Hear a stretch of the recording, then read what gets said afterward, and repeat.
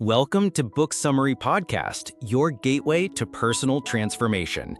Each episode delivers big ideas from the world's most impactful books on mindset, productivity, and success, all in just a few minutes. Ready to turn knowledge into action? Let's get started. Welcome to the Deep Dive. Today, we're embarking on a fascinating exploration, really, into the world of wealth that might just shatter, well, pretty much everything you thought you knew. Forget the private jets, the sprawling mega mansions, the endless designer shopping sprees you often see sensationalized. What if I told you that a significant majority, in fact, 90% of millionaires who choose to live in homes valued at under $300,000 are actually extremely satisfied with their lives? Exactly. That statistic alone, it's a profound challenge to our sort of preconceived notions about what wealth looks like and, how it connects to happiness. Precisely.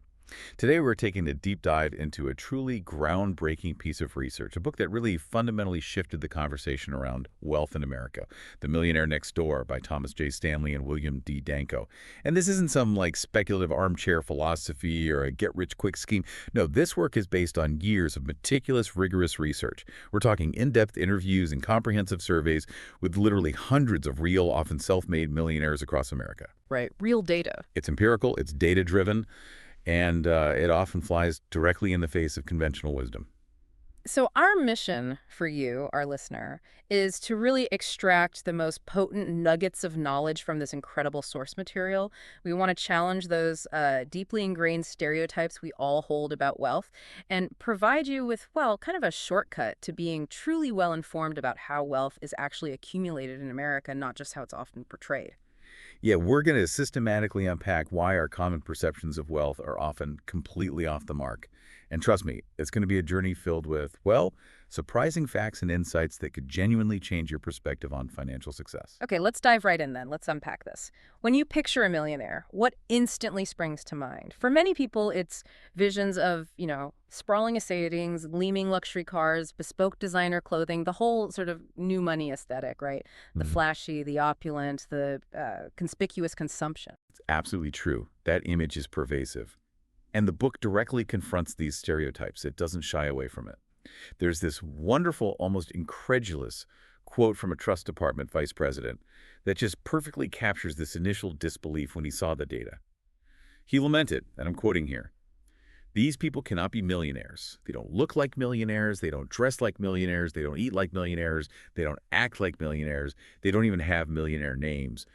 Where are the millionaires who look like millionaires?" Wow, that really says it all, doesn't it? It really does. That quote alone tells you how deeply ingrained these misconceptions are. Even among, seasoned professionals who should be dealing with the wealthy every day, it shows that even those in close proximity can be blinded by these stereotypes. That sentiment is astonishing, and the data from the source backs it up unequivocally. Most millionaires don't live in expensive homes. Consider this. The IRS state data for multimillionaires, these are people with estates valued at $3.5 million or more, back when the study was done, showed that the median home value was only $469,021. Only $469,021 for multimillionaires. Exactly. Now put that into perspective. That's less than 10% of their median net worth. It's a tiny fraction. And even more revealing, these multimillionaires had more than 2.5 times more wealth invested in investment real estate, income-generating properties, commercial buildings, land, than in their personal homes. Assets that work for them. Right. This immediately tells you about their priorities. They prioritize assets that appreciate and generate income over, lavish consumption and liabilities. And for the typical median millionaire household, homes were valued at an average of just $320,000. And get this, about half of them had occupied the same home for over 20 years. 20 years. That's stability. It is. This isn't a lifestyle of constant upgrades, chasing the next McMansion, or moving to the trendiest zip code. It's a lifestyle rooted in stability, long-term planning, and a really clear distinction between a home as a dwelling versus an asset that generates wealth. And what's truly compelling, I think, is that this stability, this commitment to a consistent, more modest living environment, seems to correlate directly with satisfaction. As you highlighted right at the start, 90% of millionaires living in homes that are $300,000 are extremely satisfied with their lives. 90% satisfaction. It's a profound message, isn't it? A high-status address A sprawling estate or the newest luxury car isn't a prerequisite for happiness. More importantly, they're often not the true indicators of genuine wealth. The paradox here is that the very act of not chasing those visible markers of affluence is what allows many to become truly wealthy and perhaps more content. They're free from that financial treadmill of maintaining an illusion. So if it's not about the flashy spending, the expensive addresses, or, the outward display, then what is it? How does the book actually define wealth, and what did their research uncover as its true source in America? That's a really crucial distinction, and the book is crystal clear on this. It defines wealth as net worth, which is simply the current value of one's assets minus their liabilities. Assets minus liabilities. Simple but profound. This isn't about income, it's about accumulated assets. And they stress this concept with a powerful metaphor: cattle, not chattel. Cattle, not chattel. Okay. Cattle represents productive assets like investments, businesses, income-generating real estate, things that grow over time and generate more wealth. Chattel refers to consumer goods, luxury items, liabilities that depreciate rapidly or incur ongoing costs, like expensive cars, designer clothes, or even lavish homes that primarily serve as status symbols rather than appreciating assets. True wealth is built on what you own that appreciates or produces, not what you display that diminishes in value. And when you look at the numbers through that lens, they become even more fascinating, don't they?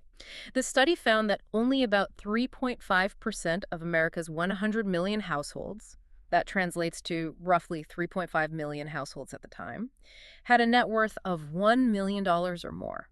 So while it's a significant number, it's maybe not as common as media portrayals might lead us to believe. Right, it's still a relatively small percentage. Yeah. And the typical or median millionaire household net worth was $1.6 million. But the average was notably higher at $3.7 million. The skew. Exactly. This average is significantly skewed upward by a small percentage of ultra-rich individuals, nearly 6%, with over $10 million in net worth. So while the averages can be misleading, the typical millionaire is actually far from that ultra-rich image often presented. They're millionaires, yes, but not necessarily billionaires living on yachts. Absolutely. And what's truly critical to understand from this research, and perhaps the most empowering insight for many listeners, I think, is that over 80% of American millionaires are first-generation rich. 80% first generation. 80%. This means they accumulated their wealth entirely in one generation. They are not descendants of old money. They didn't inherit vast sums from industrialist ancestors or, old European families.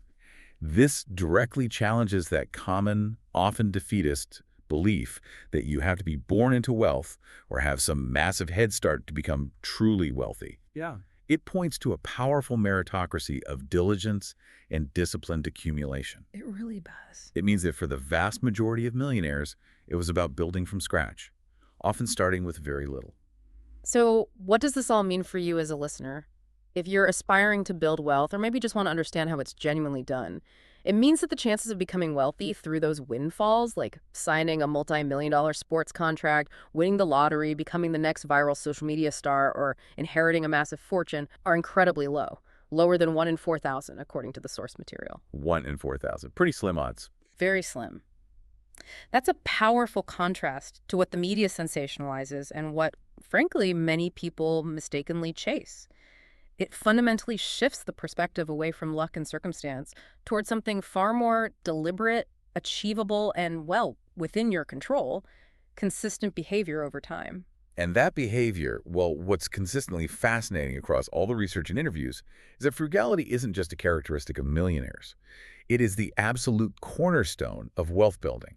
It's not just a habit, it's a deeply ingrained philosophy. Millionaires typically live on less than 7% of their accumulated wealth annually. Less than 7% of their wealth. Think about that for a moment. If you have a net worth of $1 million, that's spending less than $70,000 a year, regardless of your income that year. It's not about how much they earn in any given year, but how much they keep, how much they save, and crucially, how much they invest. This often means a significant delay in gratification. And this frugality is really striking when you consider the timelines involved. Most millionaires never earn anything close to, say, a $5 million salary in a single year. In fact, the majority don't actually become millionaires until age 50 or even older. Right, it takes time. Decades, usually. It does. This means they simply could not support a high-consumption lifestyle, the one we often associate with being rich, and become millionaires in the same lifetime. It's a mathematical impossibility, really. If you're spending everything you make, no matter if you're making $100,000 or $500,000 a year, you are not accumulating wealth. You're simply a high-income consumer, maybe living paycheck to paycheck, even if those paychecks are quite large. A prime, almost iconic example from the source is a guy named Johnny Lucas. He's described as a 57-year-old owner of a janitorial firm with a net worth exceeding $2 million. When asked about his personal spending habits, his answers were quite revealing. He stated he never spent more than $399 for a suit and never spent $140 or more for a pair of shoes. $399 for a suit, $140 for shoes, from a multi-millionaire. Exactly. Yeah. Now contrast him with the non-millionaires, the study profiles. Corporate middle managers, attorneys, sales professionals, even some physicians who routinely buy $1,000 suits and much, much more expensive shoes. Johnny Lucas might appear nondescript or even modest to his neighbors, but his net worth ranks him in the top 2% nationwide. This just highlights that profound disconnect between outward appearance and true financial standing. He prioritizes his future, his financial independence, over his current appearance. That's truly eye-opening. And you might be thinking, as I certainly was, okay, well, who is buying all those expensive suits and shoes then, if not the millionaires? The source provides a pretty clear answer. For every millionaire who owns a $1,000 suit, there are at least 6 non-millionaires with incomes of $50,000 to $200,000 doing so. 6 to 1. That's incredible. It is. And this raises a crucial question for you, the listener. Could their spending habits be a primary reason they aren't accumulating wealth? It profoundly flips the script on what looking rich actually means. It seems the people who look rich, who drive the new luxury cars and wear the designer clothes, are often the ones who aren't wealthy. And those who are truly wealthy often don't look it at all. They're just quietly building their financial fortresses. Yeah, and the deeply ingrained habits of frugality, that deep respect for money, are further illustrated by this powerful, almost legendary anecdote about a millionaire's wife.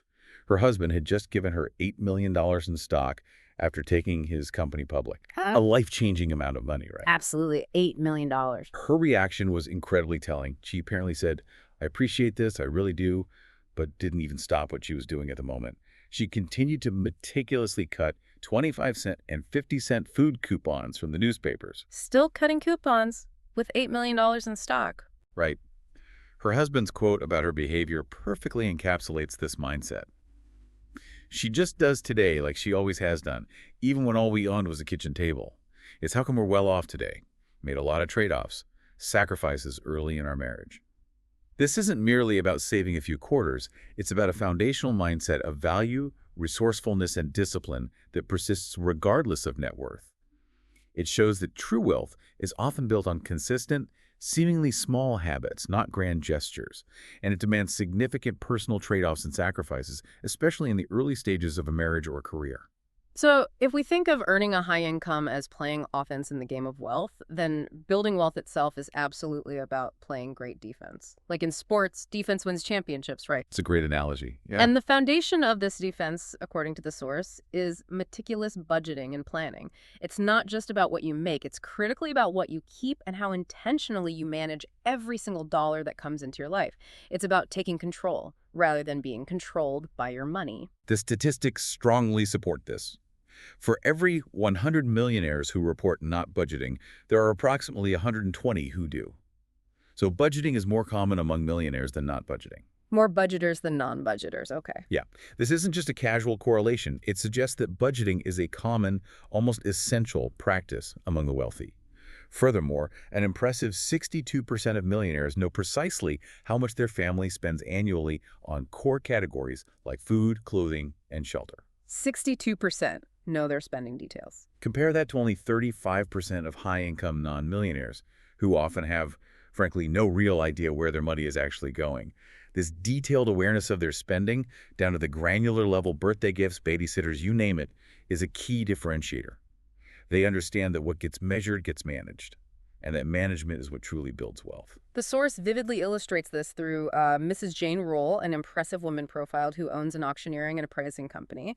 She earns a very respectable $90,000 annually, but here's the kicker. She's worth more than 20 times that amount, over $1.8 million. Wow. From $90 income to $1.880 in other net worth. That's serious accumulation. It is. Her secret A direct result of her profession, really, is that she meticulously budgets and tracks every single household expense, treating her personal finances exactly like her business finances. No different. She even states that each time she tabulates her expenses, she feels she is actively reducing her fear of never being able to retire in comfort. That's fascinating. Budgeting is fear reduction. Exactly. That's a direct, powerful link between a proactive, diligent financial habit and profound peace of mind and security. Her discipline isn't just about money, it's about her emotional well-being, too. Now, let's directly contrast this with Robert and Judy, a couple mentioned earning a significant $200,000 annually, but having only a tiny fraction of Mrs. Rule's wealth. Why? Well, largely due to their reliance on no fewer than 14 different credit cards. 15 credit card. 14.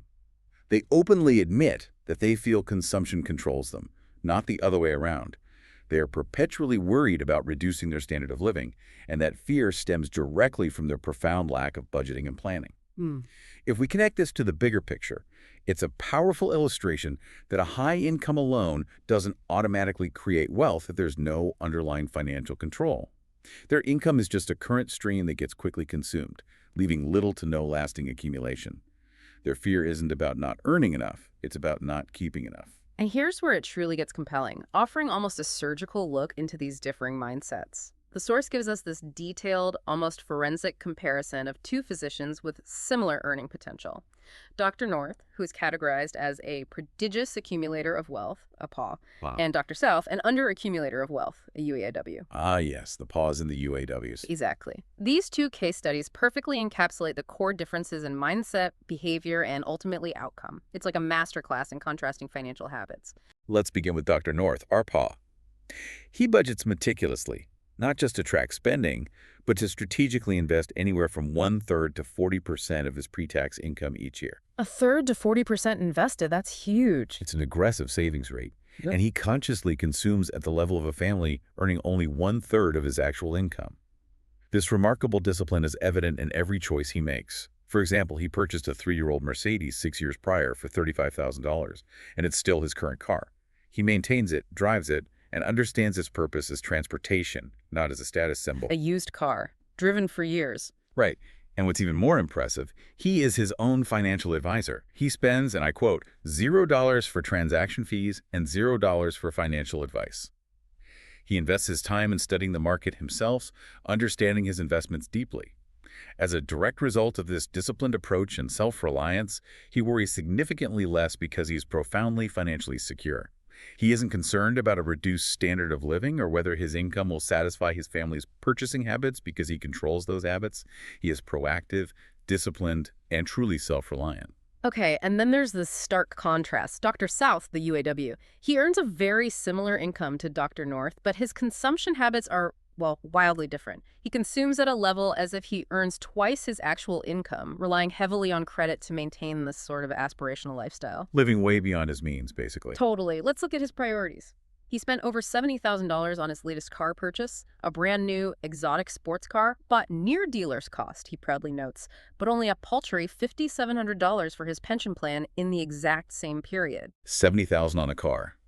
Under $6,000 for retirement. Wow. The priorities are clear, aren't they? And the time allocation is even more revealing.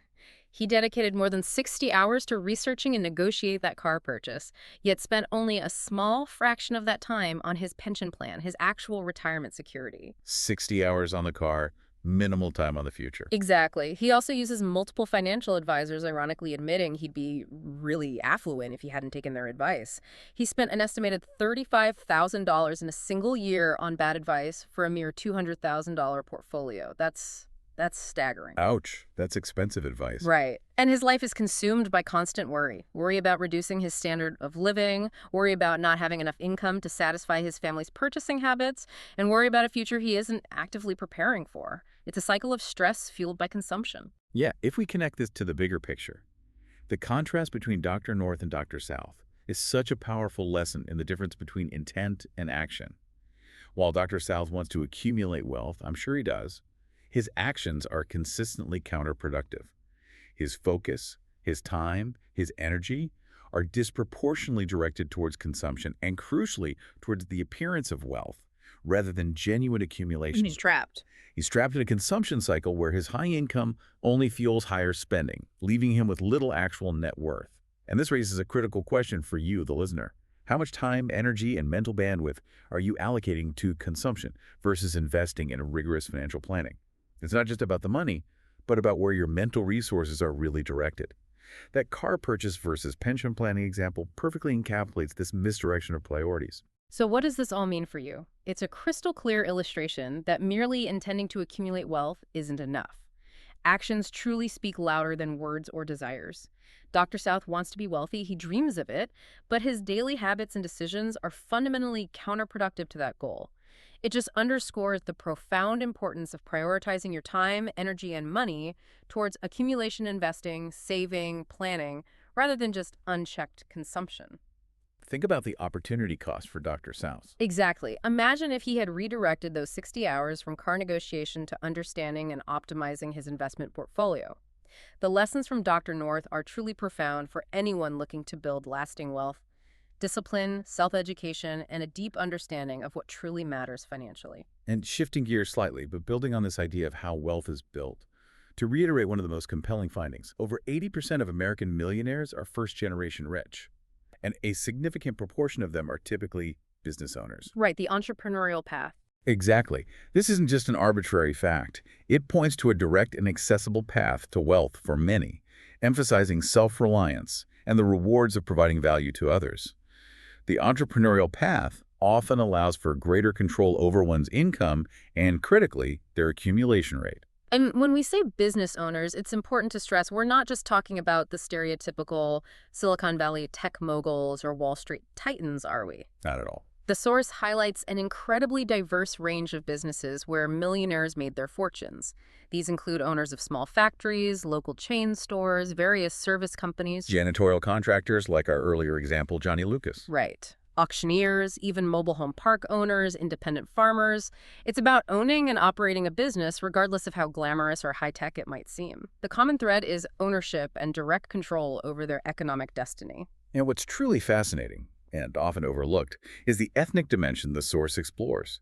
They found, for instance, that Russian and Hungarian Americans have disproportionately high concentrations of millionaires. Interesting. Why is that?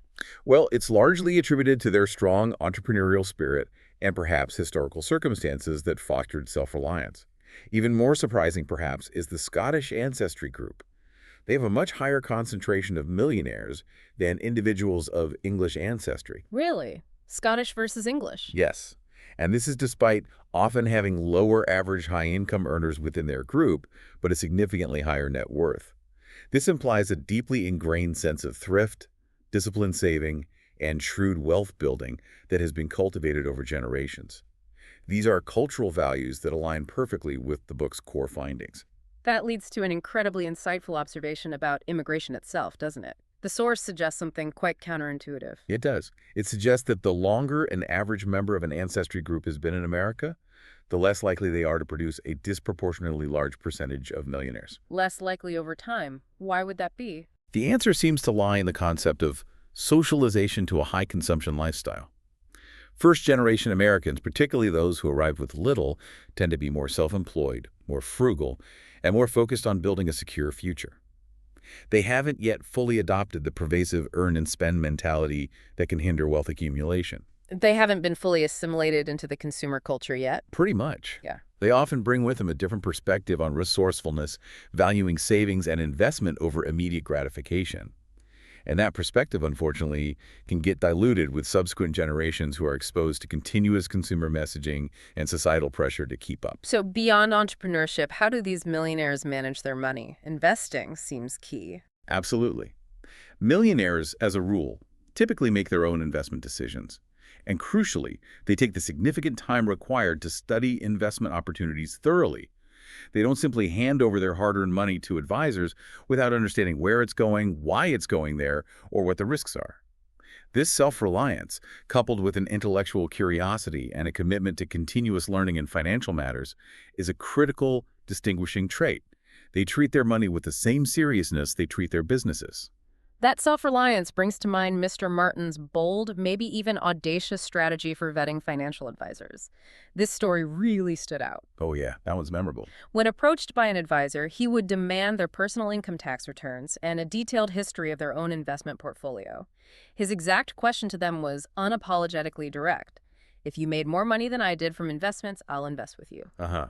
Talk about putting your money where your mouth is. Exactly. And the source tells us that not a single one of the dozens of cold callers he encountered ever submitted their credentials this way. Not one. That's telling. It really is, and it raises an incredibly important question for you, the listener. What does this tell you about who you should truly trust with your money? It's a powerful lesson in due diligence, in demanding transparency, and in recognizing that many who offer financial advice may not themselves practice what they preach or possess the results they promise for others. And related to starting businesses or making bold investment moves, there's this common misconception surrounding entrepreneurs that they are fearless, immune to doubt, or just born without anxiety. Right, the fearless visionary trope. Exactly.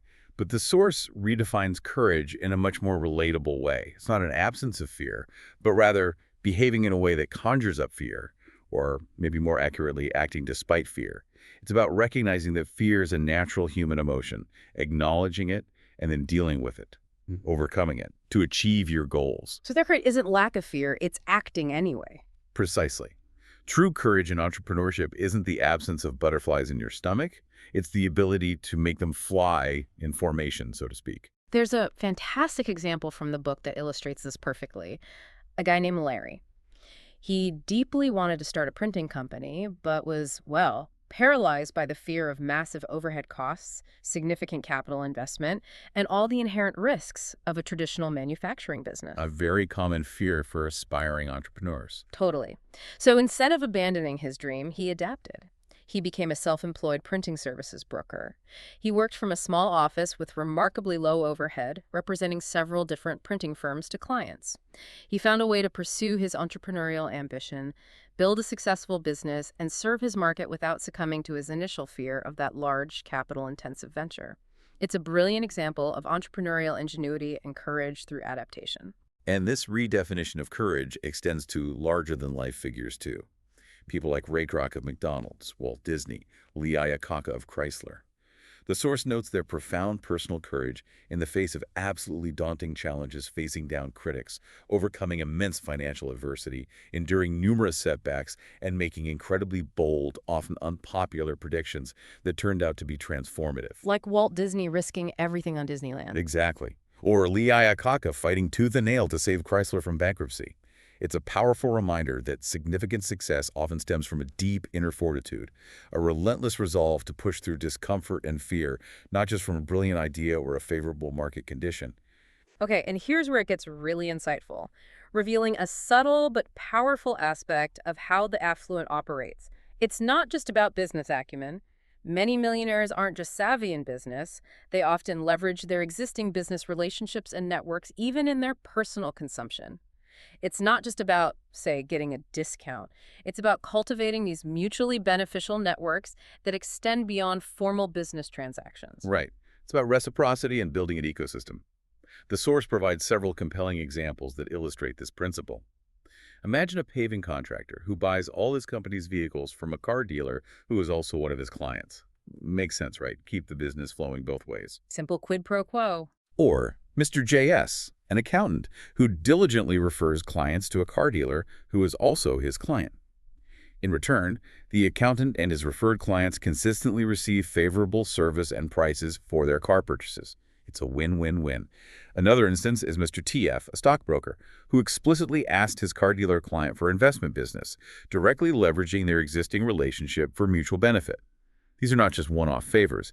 They are consistent, reciprocal exchanges built on trust and mutual value. And this isn't just anecdotal. The research actually quantified this. It shows that more than 1 in 5, over 20% of new vehicle-prone dealer loyalists patronize dealers who are themselves their clients or customers. 1 in 5. That's significant. It really is. This statistic powerfully demonstrates a strong underlying principle of reciprocal relationships deeply embedded within the affluent community. It's about building this web of interconnected, mutually beneficial connections where business leads to personal advantage and vice versa. It's a quiet, often invisible, form of networking and strategic consumption that high-income, high-consumption individuals, the UAWs we talked about, often completely miss. They focus solely on the transaction. Millionaires tend to focus on the relationship and the overall ecosystem of value. Okay, let's shift focus a bit to something the book delves into deeply, and it's quite provocative: intergenerational wealth. Ah, yes. If we connect this to the bigger picture, one of the most fascinating and frankly counterintuitive findings in the book is the profound impact of what the Force calls economic outpatient care, or EOC. Economic outpatient care, EOC. Okay, what is that exactly? It refers to substantial economic gifts and what they term acts of kindness, things like cash gifts, paying tuition, subsidizing home purchases from parents or grandparents to their adult children and grandchildren. And the book projected, quite accurately it turns out, that this type of care would increase significantly in the coming decades as more wealth gets accumulated by the older generations. And while it sounds nice, you're saying it can be problematic. Often, yes. While usually well-intentioned, its effects can be surprisingly detrimental to the recipient's own wealth-building journey. You probably see this happening all around you, even if you don't call it EOC. The source notes its prevalence. For example, 43% of millionaire grandparents pay for private school tuition for their grandchildren. Almost half. And 32% pay for their adult children's graduate school. These are not small one-off gifts for birthdays or holidays. They are significant, often ongoing subsidies that fundamentally alter the financial landscape for the recipients, sometimes for years or even decades. They are, in essence, becoming financially dependent on their parents or grandparents, often without even realizing it. When here's a truly surprising, almost inverse relationship the research consistently uncovered. In 8 out of the 10 occupational categories studied, gift receivers consistently have smaller levels of net worth actual wealth than those who do not receive gifts. Wait, say that again. People who receive gifts have less wealth. Generally, yes, compared to their peers in the same occupation who don't receive gifts. Let that sink in. For instance, accountants who receive gifts have only 57% of the net worth of their non-gift receiving accountant counterparts. And they even generate only 78% of the annual income on average. That is completely counterintuitive. It is. It's a crucial finding. It implies that EOC, despite its good intentions, often hinders, rather than helps, true wealth accumulation and self-sufficiency for the recipients. It can create this subtle but quite debilitating dependence. So why does this happen? Why would getting financial help lead to less wealth? The source dives into several key reasons, often psychological. Firstly, EOC often precipitates more consumption rather than saving and investing. Think about it. A gift of, say, a $9,000 rug, rather than being invested, might lead to the purchase of more affluent artifacts to match it. New furniture, art, redecorating, creating this lifestyle creep that just drains future resources. The gift triggers more spending. Exactly. Secondly, it can create profound economic dependency. The book gives the example of Mary and Lamar, who live this lavish lifestyle, but it's only sustainable because of continuous EOC for tuition, their home, and other major expenses. They're living a funded lifestyle, not a self-sufficient one. Thirdly, and perhaps most subtly damaging, recipients often mistakenly view themselves as self-made, despite these significant ongoing subsidies.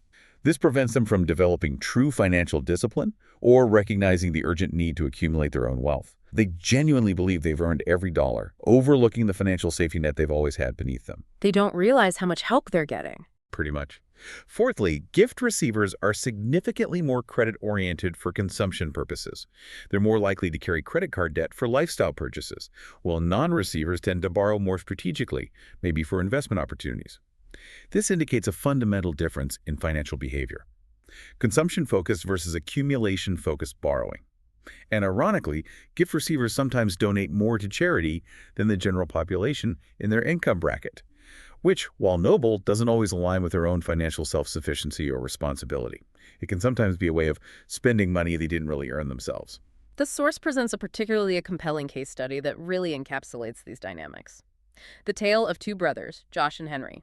Josh is an attorney earning a substantial $123,000 annual income. He receives a $10,000 gift from his parents each year and has a net worth of $553,000. Okay, attorney, $123K income, $10 gift, $553K net worth. Got it. Contrast that with his brother, Henry. Henry is a teacher earning a much more modest $71,000 annually. Remarkably, Henry has a net worth of $834,000 and receives no gifts from his parents. Wow. The teacher with less income and no gifts has substantially more wealth. Exactly. This raises that important, almost paradoxical question. How is it possible for a teacher earning nearly half the income of an attorney to have significantly more wealth? The simple yet profound answer, according to the source, is frugality and disciplined living. Henry and his wife live substantially below their means. They are rigorously frugal and prioritize saving and investing above all else. Josh, on the other hand, lives substantially above his income, and chillingly, the book notes he really counts on that $10,000 from dad and mom to keep in balance. Josh and his wife are heavy consumers, accumulating fewer assets and more liabilities, always sort of playing catch-up with their lifestyle. The EOC, far from helping him build wealth, simply enables his overconsumption. So what does this all mean for you and maybe for the next generation, especially if you have children or are planning a family? Henry's children are growing up with a powerful living example of a frugal, disciplined role model who consistently lives within his means and builds substantial wealth. They will likely see true wealth accumulation firsthand and internalize those valuable habits. They're learning by example. Right. Josh's children, however, are growing up in a high-consumption environment where their parents are financially dependent on external subsidies. And crucially, they won't have the same outpatient care safety net for their own future that their parents rely on. It's a powerful illustration of how financial habits, not just income levels, are fundamentally passed down through generations, shaping not only financial outcomes but also underlying values. So, countering these often problematic effects of EOC, the source details precisely how prodigious accumulators of wealth, the Paws approach raising their children. Their playbook for cultivating financial independence is starkly different and incredibly intentional. It's about teaching values, not just handing over money. Our paw physician, Dr. North, whom we discussed earlier, is a perfect embodiment of this approach. He and his wife have these clear, consistent rules for their children that instill core values. First, they teach discipline and frugality by constant example. Phrases like, don't abuse belongings, waste not, want not, close the front door to avoid wasting resources, and always put things back where they belong are ingrained daily habits. It's about respect for resources. Basic but fundamental stuff. Exactly. Second, and crucially, they delay wealth transfer significantly. They set up trusts that don't distribute money until their children are 40 or even older. 40? That's quite a delay. It is. It allows them ample time to establish their own mature lifestyles, careers, and financial habits before receiving a large inheritance. This ensures the money won't simply fuel early consumption or dependence. They have to learn to stand on their own 2 feet first. That makes a lot of sense. Third, they intentionally minimize discussions of inheritance or future gifts. They avoid verbal promises, especially the book notes, when under the influence of alcohol. Good advice generally. Right. This prevents conflict among siblings and manages expectations. They absolutely do not use gifts as negotiation tactics or guilt trips. Fourth, they strive to stay out of their adult children's family matters, respecting their choices even if they differ from their own ideals, understanding that self-determination is key for maturity. And finally, perhaps most profoundly, they emphasize achievement and self-reliance, not just symbols of success or material possessions. Ken's father, another Paw profiled, imparted this wisdom. I am not impressed with what people own, but I'm impressed with what they achieve. Always strive to be the best in your field. Don't chase money. If you are the best in your field, money will find you. That's powerful advice. Focus on achievement, money follows. Exactly. This mindset focuses on intrinsic value, hard work, and productivity, knowing that financial rewards will naturally follow excellence. And the example of Laura further reinforces this powerful idea that struggle and self-reliance can foster incredible strength. Laura was a housewife who suddenly found herself divorced with 3 small children. Crucially, she had no desire to return to her old teaching job or ask her well-to-do parents for financial support, even though they could have easily provided it. She chose independence despite the difficulty. Yes. Growing up in an environment that nurtured independence and discipline, she instinctively had to fully utilize her talents and courage. She ended up building a highly successful real estate company from the ground up, demonstrating immense courage and self-reliance. And even after achieving significant financial success, the book notes she still flies on red-eye flights to save money, a testament to her ingrained frugal habits. Her story is just a powerful illustration that adversity, when met with discipline, determination, and self-reliance, can foster incredible strength and lead to substantial wealth accumulation. Sometimes, not having the safety net is what forces you to visit wings. Absolutely. Now, related to preserving wealth, millionaires, perhaps more than anyone, often harbor deep fears regarding, well, two main things: high taxes on their accumulated wealth and, tragically, their children fighting over their estates after they're gone. Yeah, taxes and family fights. Understandable concerns. Definitely. These fears lead them to engage in proactive, often quite sophisticated, estate planning strategies long before it's too late. One particularly interesting and common strategy is what the source humorously calls transforming into non-millionaires before the Rooper, BR. BR. I like it. Which basically means strategically giving wealth away while they are still alive. This is often done in highly tax-efficient ways, such as through annual tax-free gifts. At the time of the book's writing, this was $10,000 annually per recipient per parent. Plus direct payments for things like tuition or medical expenses, right? Those often don't count towards the gift limit. Exactly. These direct payments are typically not included in gift tax liability computations. So it's a strategic, long-term way to transfer wealth, minimize eventual estate taxes, and potentially see the impact of their gifts during their lifetime, while also, hopefully, fostering financial responsibility in the recipients if it's done correctly, following those PAW principles we discussed. And the importance of choosing professional co-executors like experienced estate attorneys or tax accountants over family members is also consistently highlighted. Why? To arbitrate potential disputes among heirs impartially. As Mr. Graham, an affluent respondent in the study, wisely put it, it's better for the children to be mad at the arbitrator than with each other. That is profoundly wise. Preserve the family relationship. Precisely. Another millionaire, Mr. Ward, for his multi-million-dollar estate, specifically chose two attorneys, one of whom happened to be his niece but was chosen for her professional capacity as executors. He picked them not just for their legal expertise, but for their proven integrity and ability to arbitrate impartially. This ensured family harmony over direct family involvement in potentially contentious financial decisions. It's about removing the emotional burden and minimizing potential rifts within the family, preserving relationships that are far more valuable than money. Okay, let's shift our focus now, kind of zoom out to the broader economic implications. The source makes some truly powerful predictions about the trajectory of wealth in America for the coming decades, illustrating how the landscape of affluence is changing and where future opportunities might lie. Yeah, the projections outlined in the book are quite significant and, looking back, have largely proven accurate. The affluent population, defined as those with a net worth of $1 million or more, was expected to grow an astonishing 5 to 7 times faster than the general household population. 5 to 7 times faster growth. Wow. It's a huge differential. And by 2005, a projection made years in advance. Millionaire households were anticipated to hold nearly 59% of all private wealth in America. That amounted to a staggering $16.3 trillion out of an estimated $27.7 trillion total private wealth.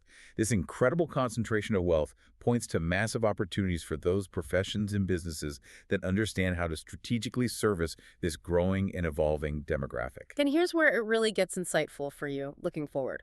With all this projected wealth concentration, where exactly are the opportunities? And maybe just as importantly, what are the primary concerns for this increasingly affluent segment of the population? It's not just about having money. It's about navigating a complex world increasingly shaped by that wealth. Right. The source meticulously identifies several professions poised to benefit significantly from servicing the wealthy and their heirs. These include, unsurprisingly, estate attorneys. They're expected to collect billions in fees from settling complex estates, navigating probate, and minimizing tax burdens. Makes sense. More wealth, more complex estates. Exactly. Accountants, too. They'll be in high demand for their expertise in sophisticated tax planning, estate, trust, and gift tax solutions, as well as providing crucial fiduciary services. Then there are immigration lawyers. They're projected to see increased demand from affluent foreigners seeking American citizenship, particularly from regions facing global instability or seeking greater economic freedom. Think places like Taiwan or mainland China at the time. This highlights a global dimension to wealth flows. Okay, so legal and financial professionals. What else? Skilled healthcare specialists will likely benefit, especially those offering direct pay for uncovered services like elective cosmetic dentistry or plastic surgery, and also just general high-quality healthcare for the aging affluent who prefer to bypass insurance bureaucracy for premium, personalized care. Paying for convenience and quality. Also, private educational institutions. They're set to experience a boom, partly because tuition for private grade schools and high schools will be increasingly subsidized by affluent grandparents. That EOC effect, again, driving up both costs and demand for exclusive education. The grandparent subsidy effect on tuition. And finally, Residential housing and mortgage lending will benefit significantly, again due to home acquisition subsidies from affluent parents to their offspring, enabling younger generations to acquire homes they might not otherwise afford in increasingly expensive markets. These are all direct service industries catering to the specific needs, desires, and sometimes anxieties of the wealthy. So with all this wealth, these opportunities, and their specific needs, this raises an important question. What are the affluent most concerned about? What keeps them up at night? Their top fear, consistently identified in the research, is paying increasingly higher taxes to cover escalating government spending and reduce federal debt. It's a perennial concern. Taxes. Always taxes. Pretty much. As a result, they will actively want to realize less income to minimize their income tax liability. The source notes income tax is by far the #1 income-consuming category for them. So this creates a fascinating dynamic of strategic wealth management aimed squarely at tax efficiency. This tension between wealth accumulation strategies and government revenue needs creates a truly fascinating dynamic, doesn't it? The source brilliantly illustrates this through a hypothetical dialogue between Mr. Young, representing the IRS perspective, and Mr. Stern, representing the wealthy accumulator. Oh yeah, that dialogue is great. Mr. Young from the IRS ironically calls high-income spenders, the UAWs, maybe true patriots. Why? Because their spending generates realized income that can be easily taxed. He even suggests they deserve a congressional medal of taxation and consumption. Rewarding spending because it's easy to tax. Exactly. His point is, the more you spend, the more economic activity you generate that shows up on tax forms, and the more tax revenue the government collects. Simple. In stark contrast, millionaires, especially the prodigious accumulators of wealth, often frustrate tax authorities like Mr. Young precisely because they strategically transform themselves into non-millionaires before the reaper, BR, by giving away wealth or structuring their assets in ways that minimize realized income and taxable events. This highlights that fundamental difference in approach. The government wants to maximize realized income to tax it immediately, while the wealthy want to minimize realized income and strategically transfer or grow wealth in highly tax-efficient ways over generations. It's a constant, sophisticated dance between personal financial strategy and government fiscal policy, where millionaires are actively playing defense to protect their accumulated capital. We've covered a tremendous amount today. Wow. From shattering those deeply ingrained stereotypes of what a millionaire truly looks like to understanding the core habits and powerful mindsets that actually build wealth. The diverse paths they take, like entrepreneurship and smart investing. And those complex, often counterproductive dynamics of intergenerational financial aid, the whole EOC issue. The key takeaways for you, our listener, I think are pretty clear. The vast majority of millionaires are not the flashy, high-spending elite we often imagine them to be. Instead, they are often hidden in plain sight, living frugal, disciplined lives, prioritizing saving and investing over conspicuous consumption. Self-employment, astute financial planning, and a deep understanding of their own numbers are really common threads in their remarkable success stories. And we've also seen that profound, often unexpected, double-edged sword of well-intentioned financial aid, where economic outpatient care, while given with love and support, can actually hinder a recipient's ability to build their own wealth and inadvertently foster a subtle yet damaging form of dependence. True wealth, as we've consistently seen throughout this deep dive, is ultimately far more about consistent habits, a disciplined mindset, and astute financial decision-making than it is about just high income or inherited privilege. It's truly about, as the book emphasizes, discipline, sacrifice, and hard work. So here's something to think about. If the millionaire next door model fundamentally emphasizes self-reliance, consistent achievement, and long-term financial independence over consumption and financial dependence, what does that mean for how you define success in your own life? What values might you consciously choose to cultivate in yourself and potentially pass on to the next generation that align with true wealth building rather than just, the appearance of it? It's a great question. And remember, it takes genuine courage to challenge societal perceptions, to resist the constant pressure to consume, and to live by a different set of rules than what's often glorified in media. It takes courage to be the Johnny Lucas, the quiet, frugal millionaire, in a world that sensationalizes the doctor's house, the high-income, high-spending individuals who look rich but often aren't. But as we've seen today, that resolute determination and commitment to different priorities are precisely what allows many of the truly wealthy to thrive, achieve lasting financial independence, and ultimately find greater satisfaction in their lives.